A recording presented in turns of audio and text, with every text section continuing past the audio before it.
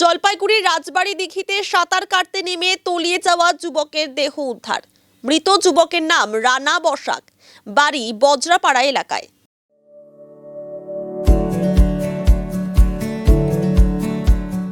Pampered, not just a hospital, but a mother. New life fertility centre আধুনিক চিকিৎসা ও বিশেষজ্ঞদের সহায়তায় আপনার স্বপ্ন পূরণ করতে প্রস্তুত। নতুন জীবনের স্বপ্ন সত্যি করতে আজই যোগাযোগ করুন।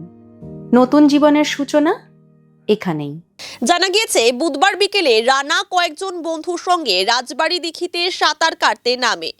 সাঁতার কাটতে কাটতে পুকুরের মাঝামাঝি গিয়ে হঠাৎই তলিয়ে যায় সে। বন্ধুরা অনেক খোঁজাখুঁজি করেও তার কোনো খোঁজ না পেয়ে খবর দেয় পুলিশে।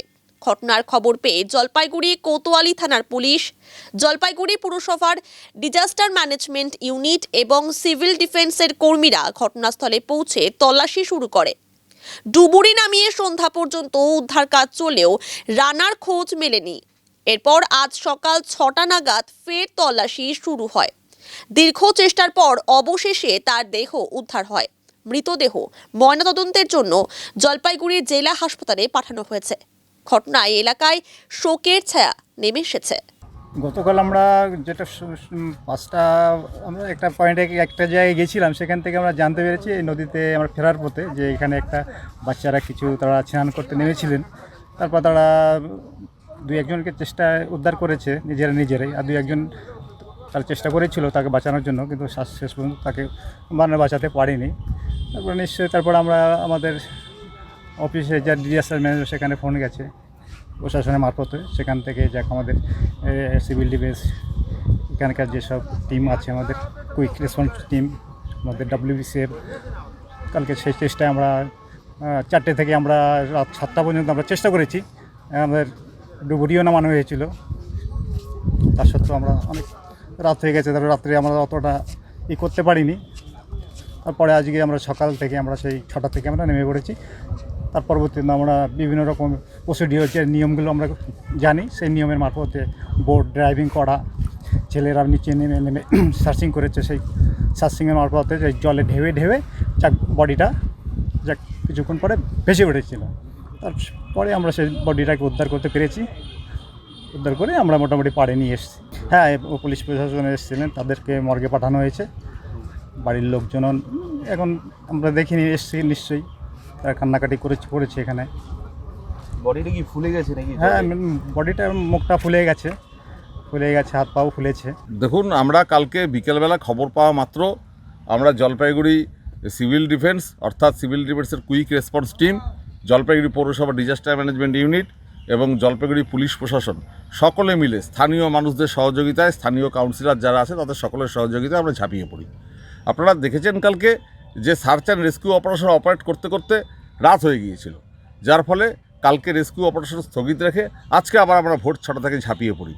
এবং আমাদের দেখুন কিছু টেকনিক থাকে, কিছু প্রসিডিওর মেনটেন করে কাজ করতে হয়। অর্থাৎ তিস্তা নদীতে আপনার সার্চ অ্যান্ড রেস্কিউ অপারেশন কীভাবে অপারেট হবে, আবার করলা নদীতে কীভাবে হবে সেটা কিন্তু আলাদা।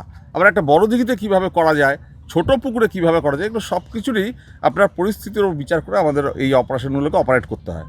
আজকে এই রাজবাড়ির দিঘি, এটা অনেক বড় দিঘি, সেই জায়গায় আমরা যে প্রসিডিওর অ্যাপ্লাই করেছি তাতে কিন্তু আমরা সফলতা পেয়েছি। দেখুন, 24 ঘন্টার আগে কিন্তু আমাদের ছেলেরা বডি উদ্ধার করতে পেরেছে। তাই আমার মনে হয় যে দেখুন, আপনাদের মাধ্যমে এই বার্তাও আমরা দিতে চাই অভিভাবক এবং অভিভাবিকা বৃন্দ যারা আছেন তাদের সকলের কাছে, অর্থাৎ গার্জেনদের কাছে, যে দেখুন এই বর্ষার সময় যেখানে নদ নদী একদম ভরা, যেখানে দিঘি পুকুর সমস্ত কিছু ভরা, জলে ভরা, এই সময় ছোট ছেলেমেয়েরা যারা জলে নামছে, যারা হয়তো সাঁতার জানে না বা যারা অল্প সাঁতার জানে, আপনাদের কাছে আমাদের বিনম্র আবেদন, আপনারা আরেকটু সতর্ক হন, যাতে এরকম কোনো দুর্ঘটনা না ঘটে, যাতে এরকমভাবে একটি ছেলে যে পড়াশোনা করছে সে এই অকালে তার প্রাণ চলে না যায়।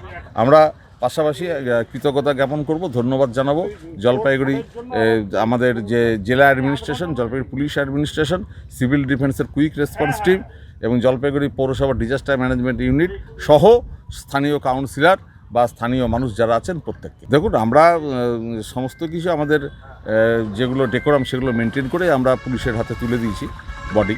তো সেক্ষেত্রে আমরা জলের উপর আমাদের যে প্রসিডিওর চলে, অর্থাৎ জলকে আপনার ঢেউয়ের মাধ্যমে বডি রিকভারি করার একটা টেকনিক আছে, আমরা সেটাই অ্যাপ্লাই করেছি, তার ফলে আমরা পেয়েছি এবং দিঘির মাঝখানেই পেয়েছি, সেখান থেকে আমরা তুলে নিয়ে আমরা ঘাটে। আর নাম জানি রানা বসাক, যতটুকু জানা গেছে, এবং সে তার আরও 2 বন্ধুর সঙ্গে জলে নেমেছিল এইরকম খবর আছে।